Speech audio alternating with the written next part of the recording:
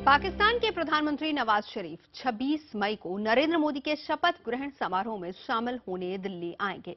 हालांकि अभी तक इस फैसले की आधिकारिक पुष्टि नहीं हुई है, लेकिन पाकिस्तान के सूत्रों के मुताबिक शरीफ ने सबकी सलाह को दरकिनार कर भारत जाने का फैसला खुद लिया है। वैसे नवाज के भारत दौरे की पूरी तस्वीर आधिकारिक ऐलान के बाद ही साफ होगी। पाक पीएम को भारत बुलाने के फैसले की सराहना की जा रही है और अब नवाज शरीफ भारत आएंगे तो दुनिया भर की नजरें मोदी के शपथ ग्रहण समारोह पर ही लगी रहेंगी।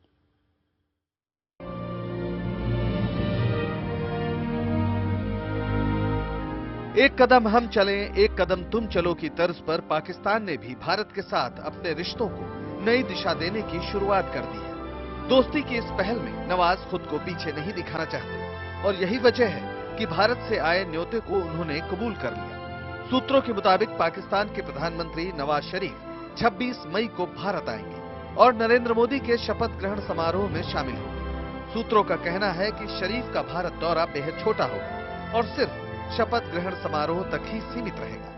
अगर शरीफ भारत आते हैं तो ये पहला मौका होगा जब कोई पाकिस्तानी प्रधानमंत्री भारतीय प्रधानमंत्री के शपथ ग्रहण समारोह में शामिल होगा।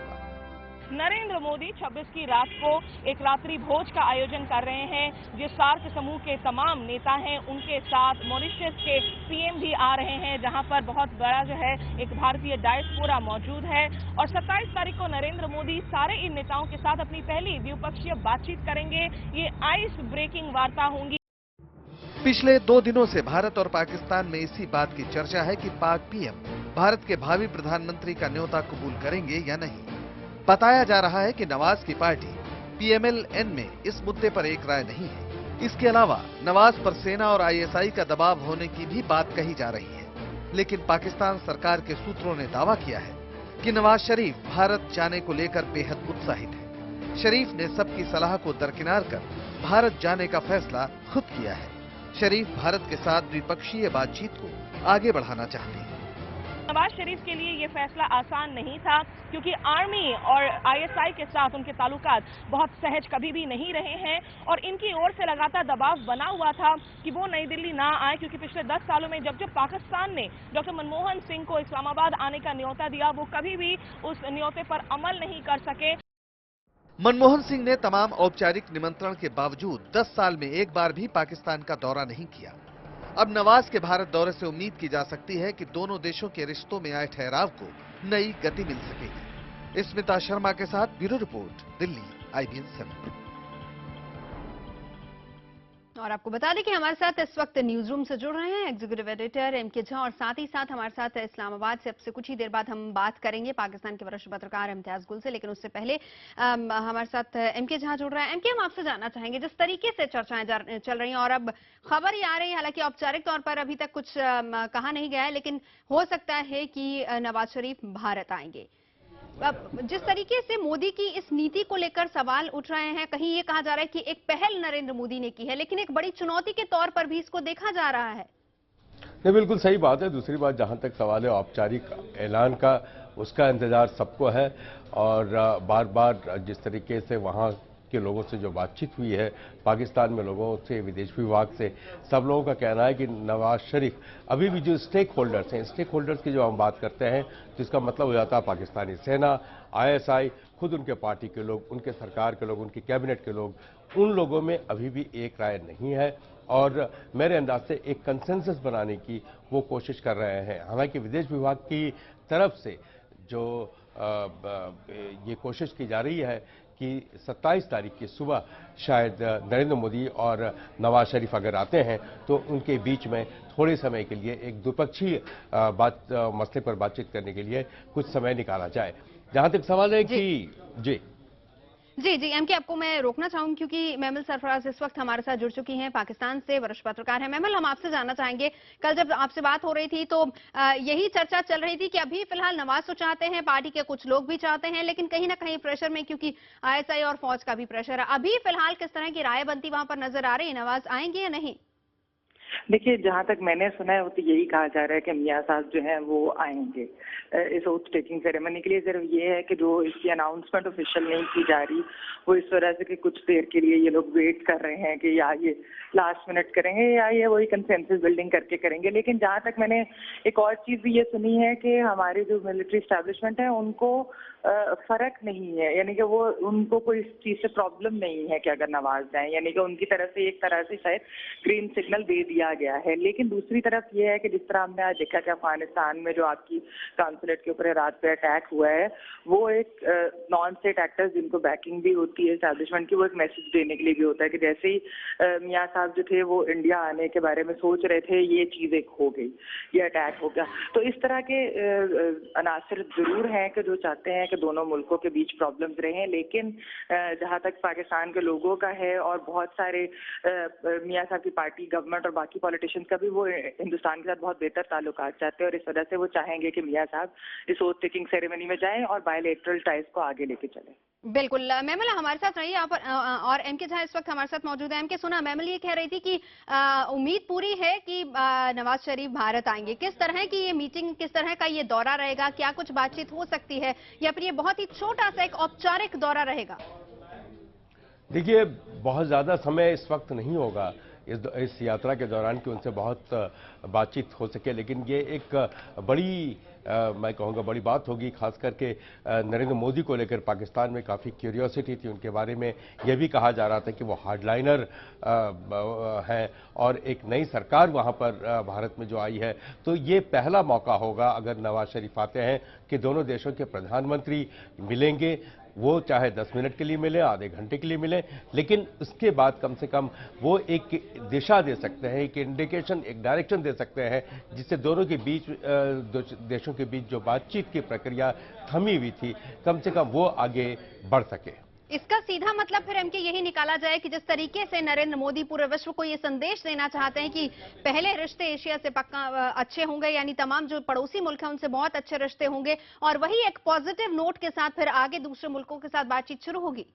बिल्कुल बात सही है आपकी बात। दूसरी बात ये भी जो गौर करने की बात है वो ये कि अब इस बार बीजेपी जो है किसी की अपने किसी सहयोगी के बैसाखी की ज़रूरत उसको नहीं है, और अब तक यही होता रहा है अपने पड़ोसी देशों के साथ, भारत के साथ जो भी वो बातचीत करता था या जो भी एग्रीमेंट साइन होते थे, किसी न किसी सहयोगी दल को ऐतराज होता था और वो उसका होस्टेज हो जाता था। कम से कम ये बैगेज अब जो बीजेपी एनडीए की सरकार है उसके साथ नहीं है।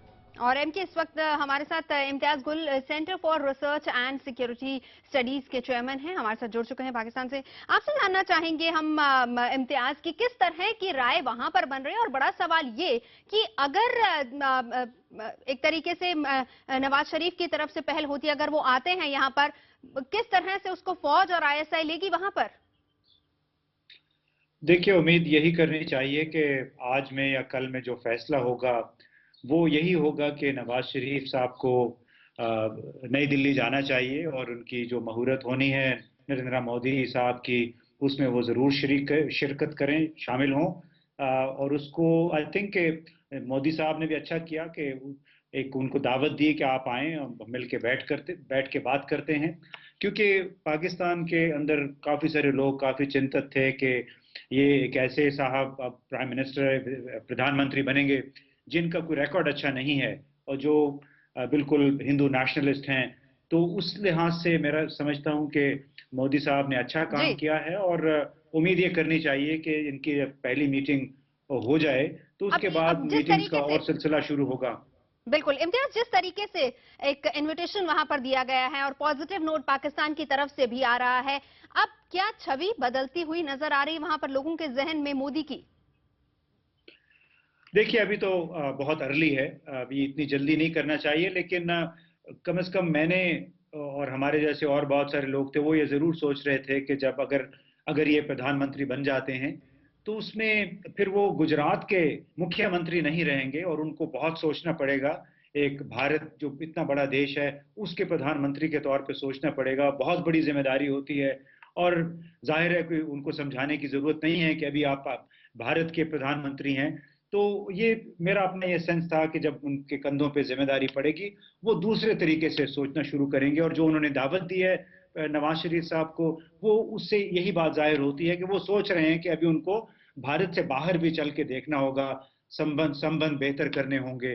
तो उम्मीद ये करनी चाहिए कि इस किस्म की सोच आगे भी चलती रहेगी। बिल्कुल, ये पॉजिटिव सोच आगे चलती रहे, लेकिन जिस तरीके से कुछ ऐसी कट्टरपंथी ताकतें हैं जो शायद इस डायलॉग में कहीं ना कहीं इसको आगे बढ़ना नहीं देना चाहती। आपने आज भी देखा होगा जिस तरीके से अफगानिस्तान में भारतीय कॉन्सुलेट पर हमला हुआ, और कहीं ना कहीं ये भी संदेश देने की कोशिश की जा रही है कि अगर नवाज शरीफ वहां पर जाते हैं तो उसका एक नेगेटिव तरीके से उसको वहां पर देखा जाएगा। तो क्या ये जो डायलॉग डिलीवरी होगी, इसमें जाहिर सी बात है कि ये जो कट्टरपंथी ताकतें हैं ये भी बीच में अड़ंगा डालेंगी?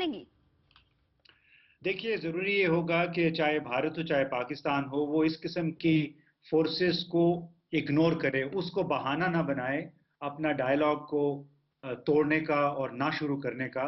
आपको ये बताऊं कि पिछले 2 वर्षों में 2 दफा ये हो चुका है कि जब भी हमारे प्राइम मिनिस्टर या प्रेसिडेंट चाइना जाते हैं, यहाँ पे पाकिस्तान के अंदर चाइनीज इंजीनियर्स के साथ या उनके नेशनल्स के साथ कुछ ना कुछ हो जाता है। तो अगर इसी को सिर्फ बुनियाद बना ले तो इसका क्या मतलब है कि फिर चाइना को पाकिस्तान के साथ कोई संबंध ही नहीं बढ़ाना चाहिए। लेकिन इस किस्म के जितने भी वाकयात है, खासतौर पे ईस्ट तुर्किस्तान मूवमेंट है, बताया जाता है कि पाकिस्तान के वो सीमाई इलाकों में हैं, वहां पे बैठ के कुछ अलकायदा के साथ मिलकर काम करते हैं, जितना भी पाकिस्तान अफगान बॉर्डर के एरिया है। लेकिन चाइना ने इसको कभी बुनियाद नहीं बनाया पाकिस्तान के साथ संबंध तोड़ने का। तो उम्मीद ये रखनी चाहिए कि इस किस्म के फोर्सेस भारत में, पाकिस्तान में, अफगानिस्तान में मौजूद हैं। उनका फायदा सिर्फ इसी में है कि इन तीनों देशों के दरमियान तनाव जारी रहे, जंग की सिचुएशन रहे। उसको उससे दूर रखने का जो कुंजी है, चाबी है, वो इन देशों के नेताओं के पास है। नेताओं बिल्कुल। को ये मौका जरूर इस मौके से जरूर फायदा उठाना चाहिए और इन फोर्सेस को अपना एजेंडा डिक्टेट करने का मौका नहीं देना चाहिए। बिल्कुल बिल्कुल सही कहा आपने। और खुद आपको बता दें कि हामिद करजई साहब ये कह भी चुके हैं कि हम इस तरह की जो ताकतें हैं उनको आगे बढ़ने नहीं देंगे। जो डायलॉग डिलीवरी है इस तरीके से जारी रहेगी। कहीं ना कहीं उम्मीद की जा सकती है कि शायद बर्फ पिघल रही है। बहरहाल आप सभी का बहुत बहुत शुक्रिया इस चर्चा के लिए। इम्तियाज गुल वरिष्ठ पत्रकार जिनसे बात कर रहे थे, मेमिल सरफराज पाकिस्तान से हमारे साथ मौजूद थी, और एम के जहां आपका भी बहुत